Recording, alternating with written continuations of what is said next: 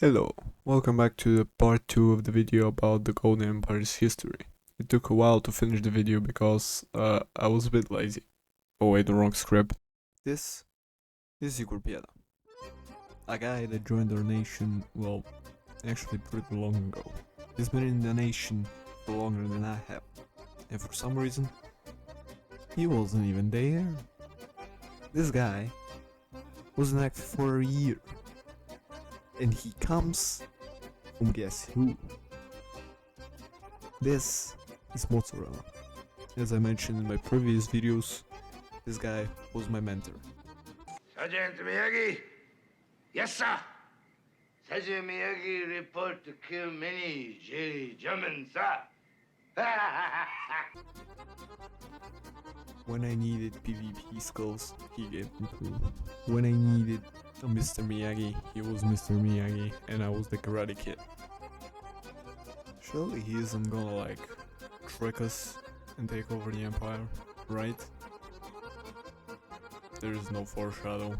I hate you for thinking there is a foreshadow. I don't do videos in such long periods, dude. It's been 3 months, maybe even more, since he's been here.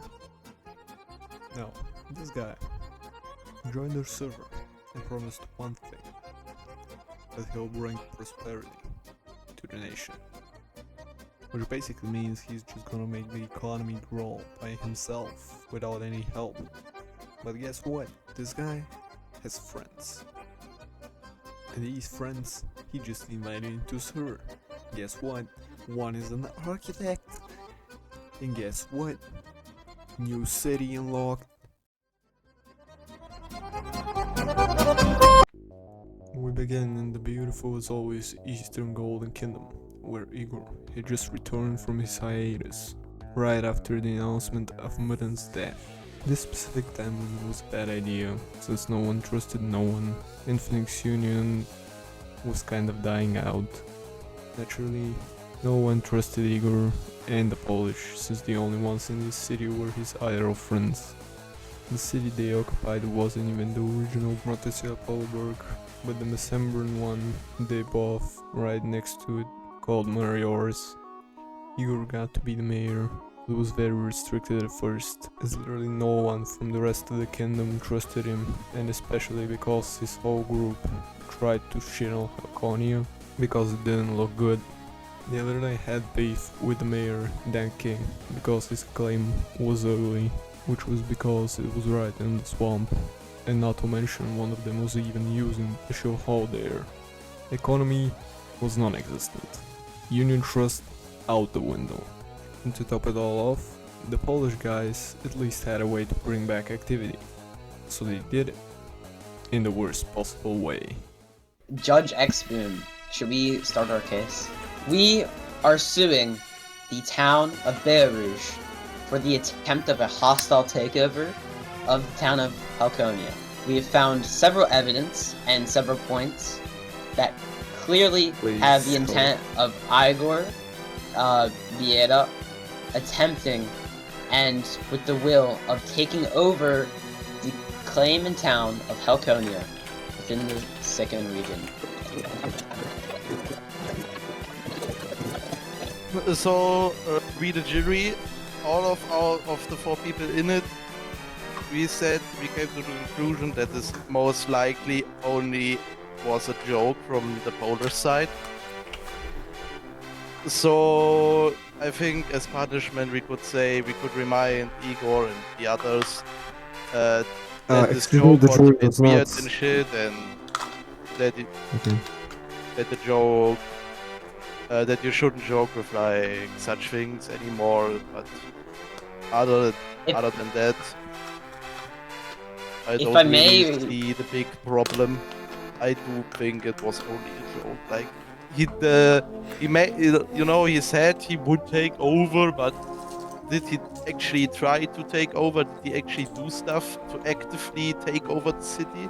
So in this case, Igor Bieda is not guilty of trying to do a hostile takeover, in the words of Adolphus himself, the Wait.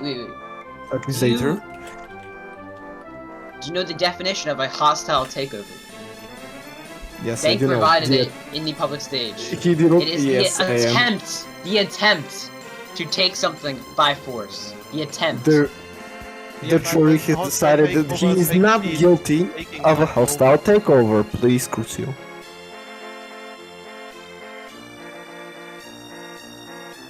The So- court has been dismissed already, and you are actually asking for something irrelevant. I do not think That is any of not this- irrelevant.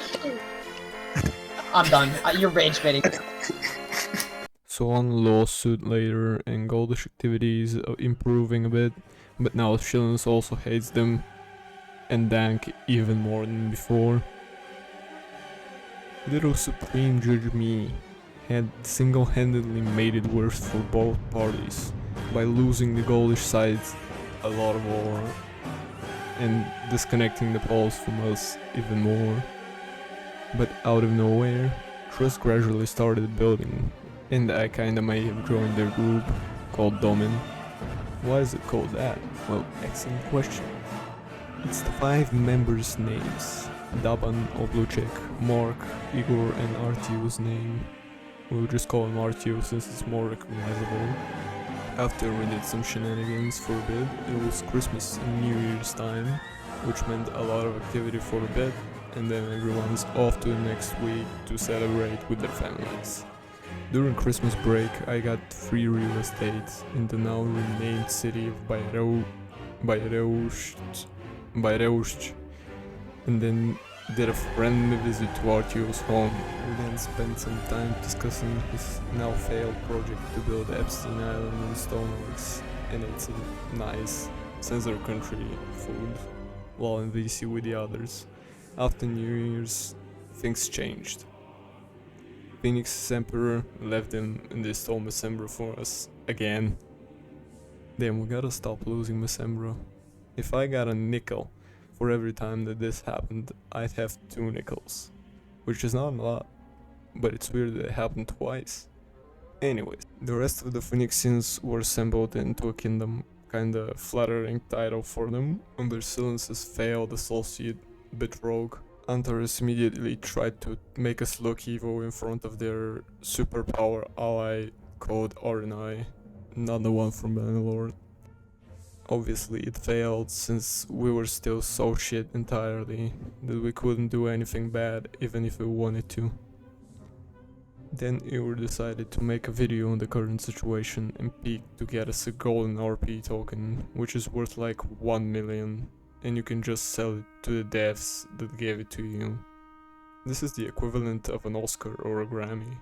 After his first video peaked, he made a second one, in which he basically slandered on Shillons, and had a whole saga just to arrive at the point where he himself gets to be in the high government just for the Senate to dissolve 2 or 3 weeks later. Then he proceeds to talk about power, and watching his video, something inside of me just snapped. I hadn't properly been in the government since a bit after Mudden's rebellion. My imperial hair slot was empty. I was no longer securely in place for the throne after Silence goes, and there's no more Grandpa Paul bailing me out of accidentally rebelling from the country to infiltrate Saria. No secret society to gain influence, and the world was slowly becoming smaller and smaller, as I was now down to just being a simple mayor who barely bragged to get back in high government. In reality, the metropolis was no longer an opportunity to help growth, it was a prison, keeping me as far away from Sikan as I watched them all give it away as if it was some meaningless piece of land.